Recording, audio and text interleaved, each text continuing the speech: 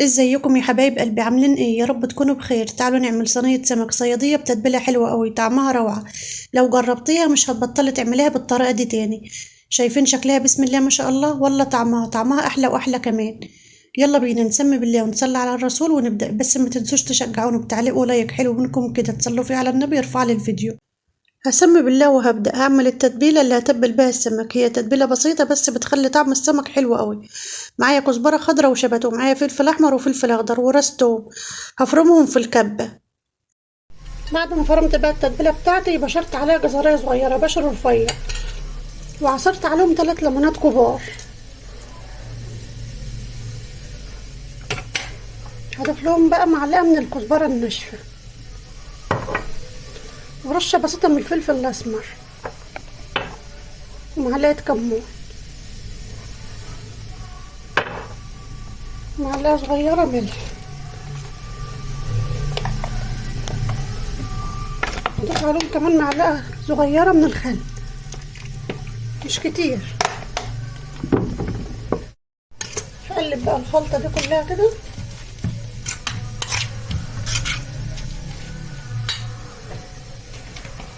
هضيف عليها معلقتين من الزيت.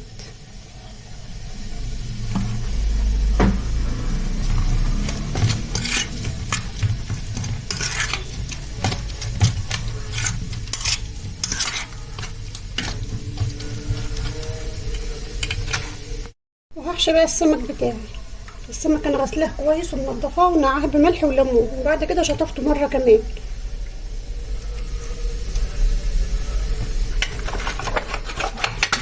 بس هفتح السمكه بتاعتي كده الاول من هنا كده اهو، عشان برضه تشرب من التتبيله وتستوي معايا بسرعه. بالشكل ده كده اهو.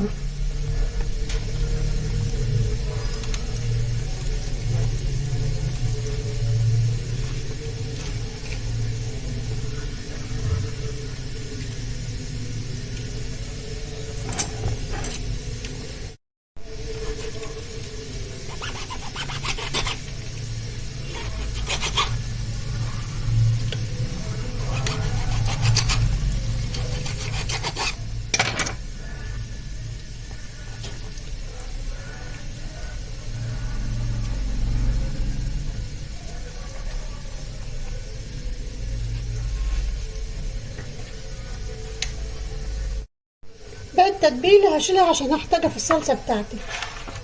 هرش بقى عليه بس رشه زيت بسيطه كده اهو، حوالي معلقه. بالشكل ده كده. ومعايا بقى انا في الفرن صينيه حاطه فيها ورقه فويل عشان خاطر الفرن بتاعي ما يتزفرش، وحط عليها شبكه بالشكل ده كده. وحطيتهم في الفرن، الفرن سخن والشبكه سخنت معايا. وهرص عليها السمك بتاعي كده.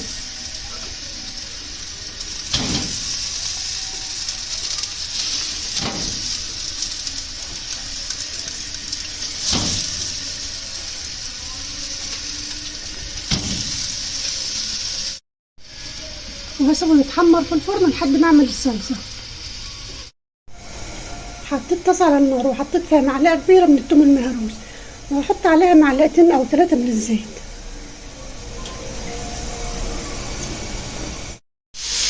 قبل ما التومه تاخد لون معايا هنزل عليها ببصلايه. اديها تشويحه بسيطه بس كده.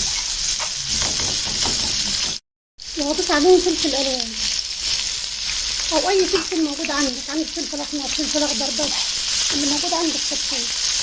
اديهم برضه تشويحه بالشكل ده كده.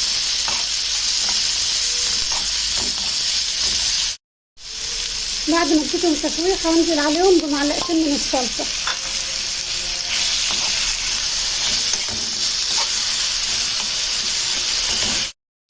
وبقى التتبيله اللي فاتت من السمك اهو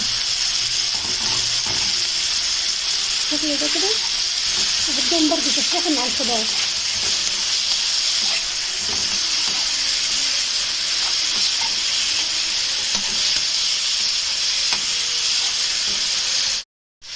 هضيف لهم معلقه من الملح، ومعلقه كمون، ومعلقه من الكزبره الناشفه.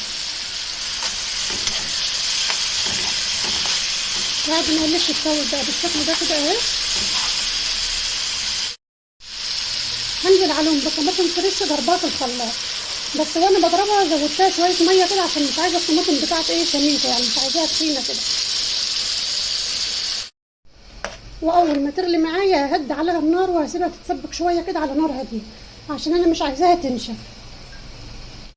بعد ما الصلصة اتسبكت ضفت نصها في الصينية، والصلصة خليتها خفيفة مش تقيلة عشان لسه هتكمل في الفرن، وكمان عشان السمك يشرب من الصلصة ويبقى طعمه حلو، والصينية تبقى طالعة طرية وحلوة معايا ما تبقاش طالعة ناشفة.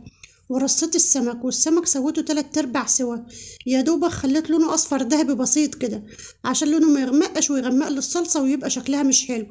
وكمان يكمل سوا في الصلصة، لو سويته سوا كامل وحطيته في الصلصة هيطلع مهري، انما 3/4 سوا ويكمل سوا في الصلصة بيبقى طالع سواه مظبوط وحلو.